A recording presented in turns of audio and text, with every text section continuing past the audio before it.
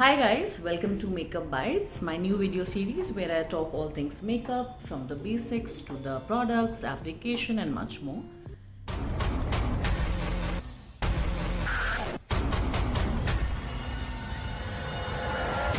In today's video, I'm going to talk about the basis or the foundation of makeup, which is foundation or base as some people like to call it.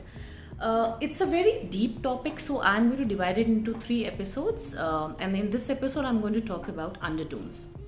Now, what are undertones and why is it important to know your undertone? First, let me start by telling you what is a skin tone or a surface tone. It's essentially what you see, okay? The surface tone is your skin tone, which can be deep, dark, tan, medium, fair, stuff like that. But your undertone is the subtle hue that sort of runs underneath the surface. It's all over your body, and many people confuse the two, but it's important to know that your skin tone is prone to changing with environmental factors, suntan, acne scarring, rosacea, eczema, stuff like that, but your undertone essentially remains the same from the time you're born. There are 3 essential types of undertones. One is warm, which is yellow, olive, golden.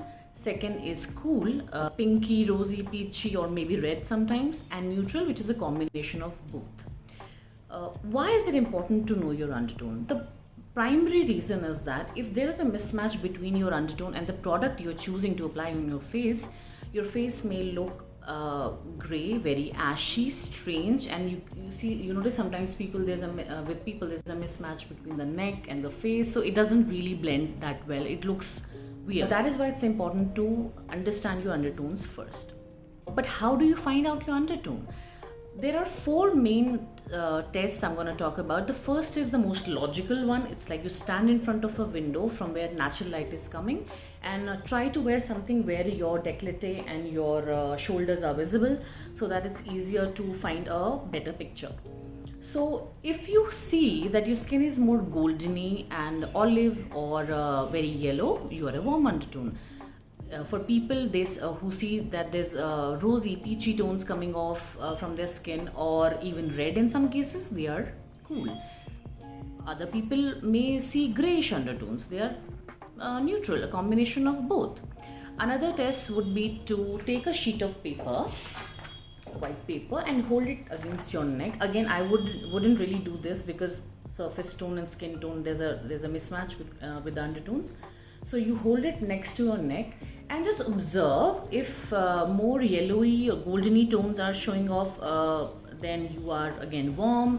If it's peachy, pinky, rosy, reddy, it's you're a cool, and with the neutral, probably you'll get grayish tones or maybe a mix of both.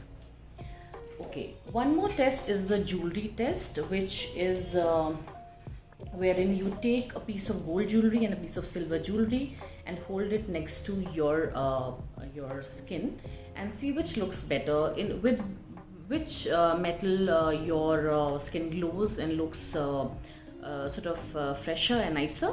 So with me, it's clearly the gold one. So, and I am a warm undertone, so that makes sense. Another test, which is I think the most common one, is the vein test. If you see your veins are more green, like in my case it's green, you're a warm. With bluish purplish, you are a cool. If it's a combination, if it's like a bluish green or teal, you are a neutral. But it's very important to keep in mind that these are general guidelines.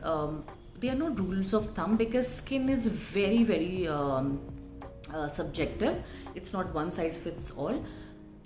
So yeah, I hope you enjoyed and took some important information away from this video, and stay tuned for more such informative and fun videos. Thank you.